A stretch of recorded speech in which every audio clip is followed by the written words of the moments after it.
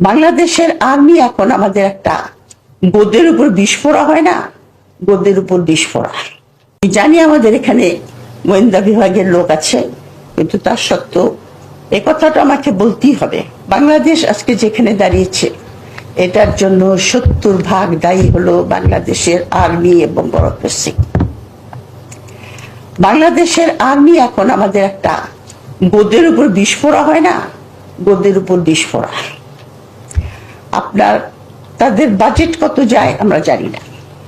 যখন বাজেট দেওয়া হয় পার্লামেন্টে, তাদের বাজেট কিন্তু সিক্রেট, সেই বাজেট আমরা জানি না। আপনার ডিফেন্স পলিসিটা কি তাই তো আমি জানি না। আপনার শত্রুকে আপনি যে প্রতিরক্ষা করছেন, প্লেন কিনছেন, ট্যাঙ্ক কিনছেন, অমুক কিনছেন, তো আমার শত্রুটাকে এটাকে তো আইডেন্টিফাই করতে হয় সবচেয়ে আগে।